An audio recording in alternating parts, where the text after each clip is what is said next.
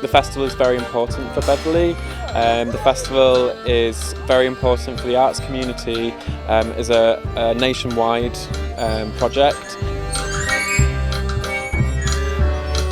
It's the biggest festival of predominantly British puppetry in the world, which is quite something, and it's quite something to have that in Beverley.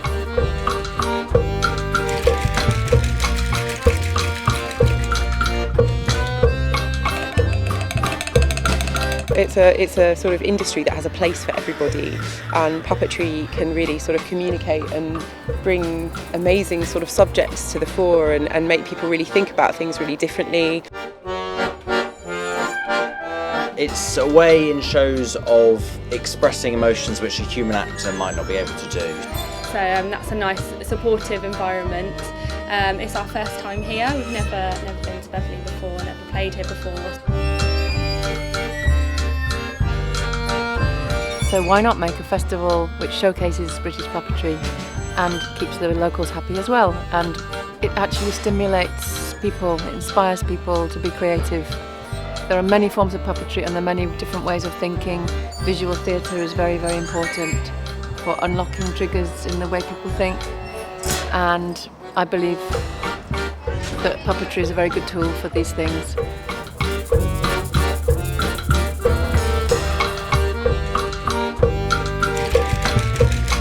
It's really, really lovely to be a part of Beverley Puppet Festival. Everyone's been really welcoming, and I know there's some great shows on, so yeah, it's a real honour to be involved.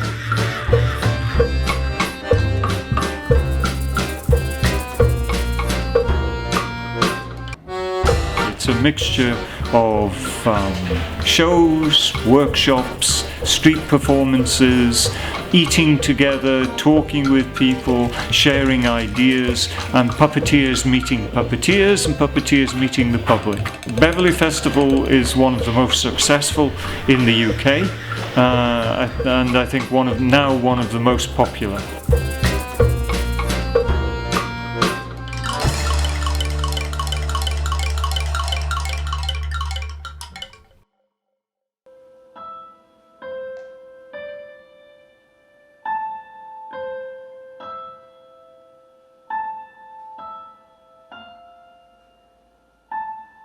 I am interested in, I do make work for children, but I'm more interested in making work for an older audience, so teenagers and adults, and I think that puppet theatre in this country, there isn't enough for that age group.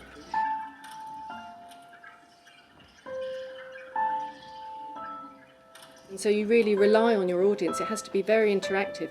Just a sudden move like that and the audience will cast an emotion on it. And that's what I like when I'm watching puppetry, that so much is left for me, you know, to fill in the blanks of the stories and bring it to life yourself. Your brain it always wants to find a story in something.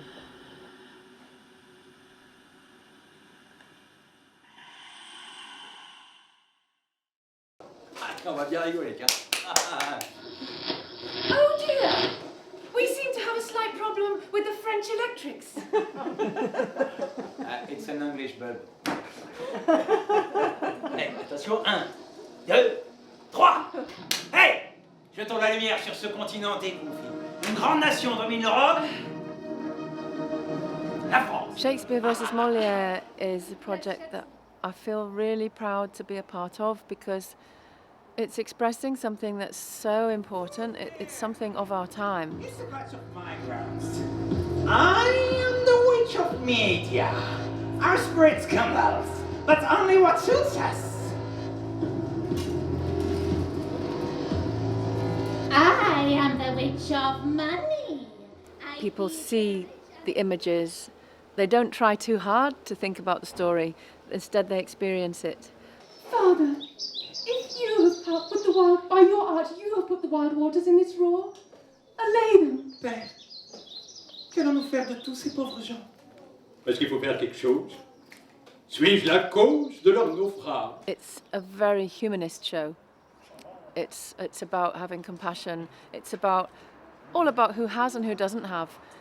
You can't really take borders seriously anymore in the long run, in my opinion. Squeezing you, and sponge, you shall be dry again.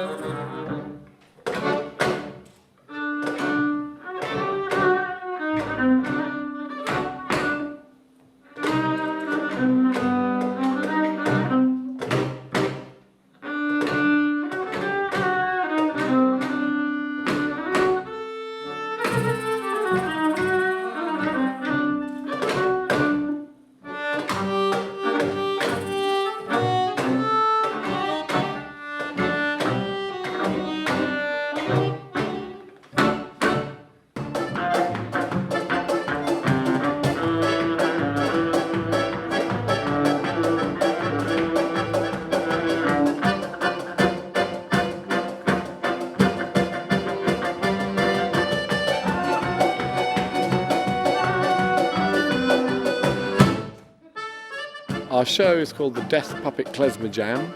It's a mix of East European klezmer music and some other musics from Eastern Europe and puppets, which we developed in our kitchen at home. We all lived together at one time.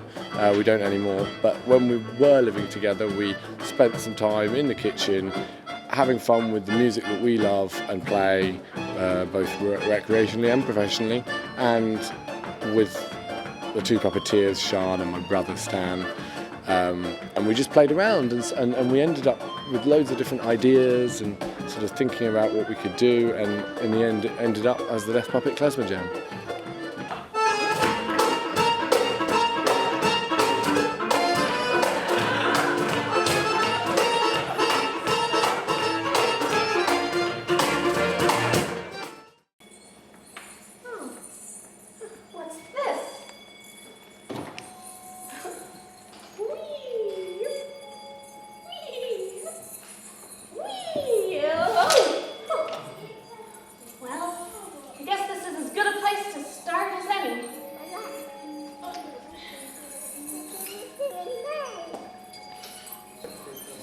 I love Beverley Puppet Festival, and it was the first puppet event, the real puppet event that I went to that got me inspired in looking at a lot of puppets. Because I came from the States and we don't have the same sort of community, puppet community here. So it was very special to see all these people and all the connections and all the different work that come to this place.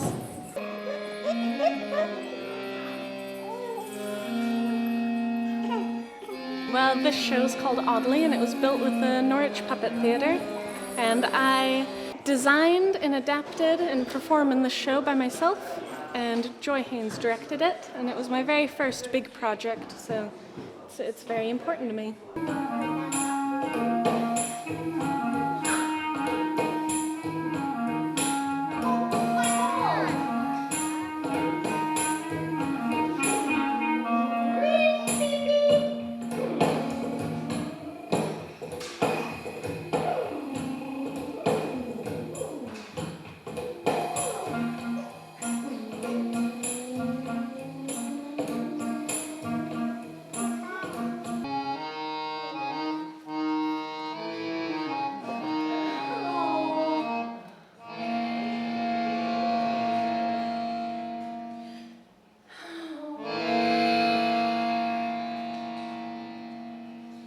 And so it was more about animating sculpture, creating visual storytelling in really intense worlds that sort of could take you out of your normal life. Okay, the company has 3 shows. We brought here the first one is a solo, is a show made by me, and it's a show made with my fingers. It's a theater and dance made with my fingers, and there are 5 stories, and everything is made with my hands. Actually, it's a show for deaf people.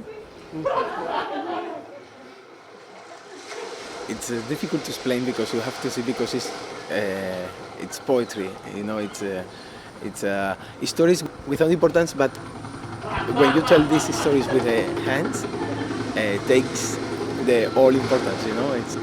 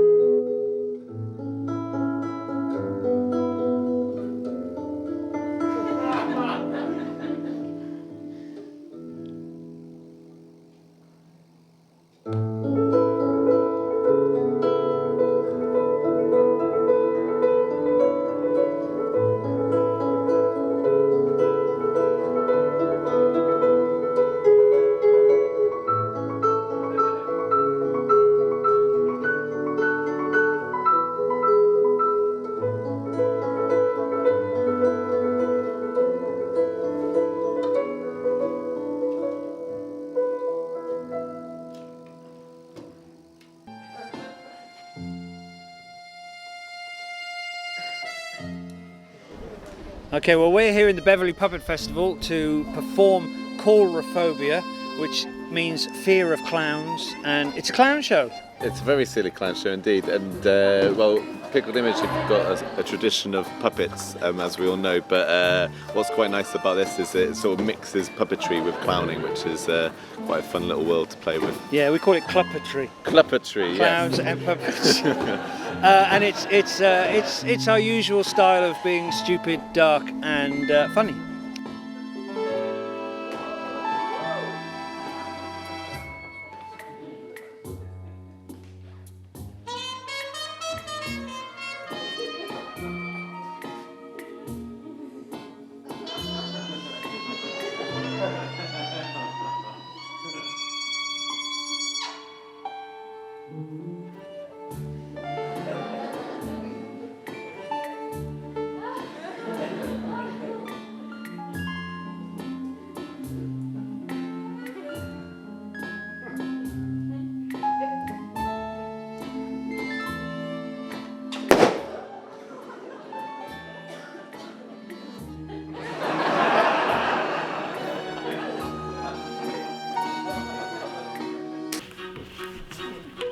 Cell follows the journey of a man who is a puppet, but he's diagnosed with motor neuron disease. And instead of kind of getting upset about it, he decides to make the most of life, and he goes travelling around Europe. So we focus more on his travels around Europe.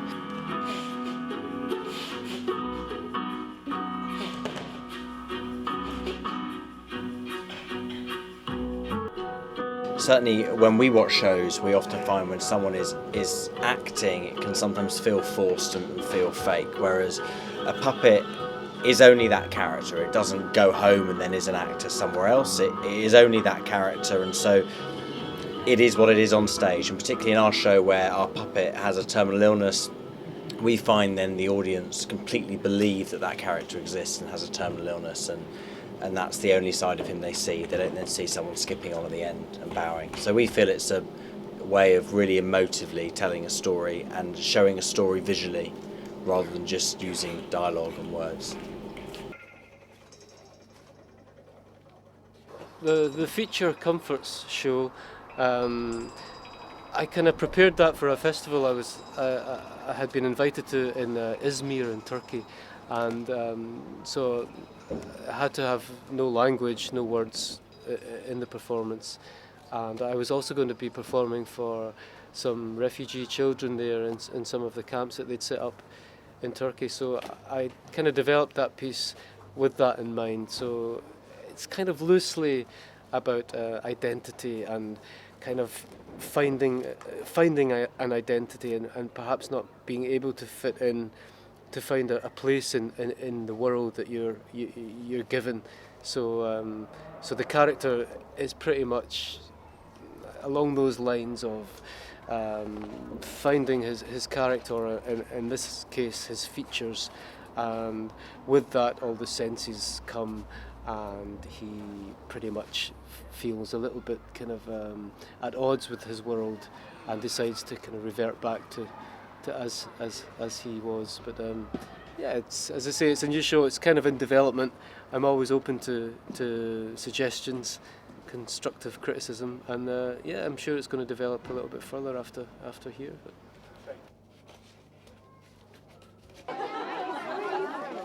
The Cryptid Petting Zoo is a collection of weird and wonderful creatures from all around the world, presented as if it's a children's petting zoo, and the idea is that the audience is invited to come and interact with the creatures, ask questions, stimulate their imagination, and find out more about the magical world around us.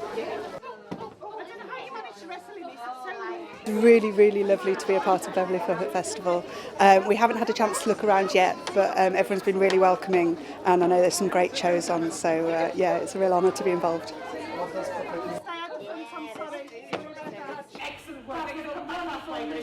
There's such a variety of shows within puppetry, within the puppetry world, but for me it's a really interesting chance to sort of blur the boundaries between the real and what's real and then the world of the imagination.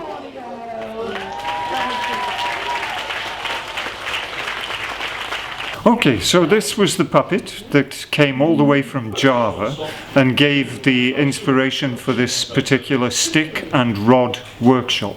It's a simple bamboo stick, and it has a hole in it with a piece of cord from a mop. Yes, it is mop cord. When you see the cord from the mop, this is what you see. So we thread it through. We pinch both the ends, then we connect 2 green garden sticks. First of all, we had these like bamboo sticks done, but we had to connect these because it had some string. Yes. We had to connect it to the bamboo stick. And then you made hands? Then we made hands. No, we made a head, and we decorated it. So this is the foundation for the workshop, but every child makes a different puppet of their own choosing, using the ingredients that we bring with us. So we have, once we get it into our hands properly, like so, then it works like that. Ah.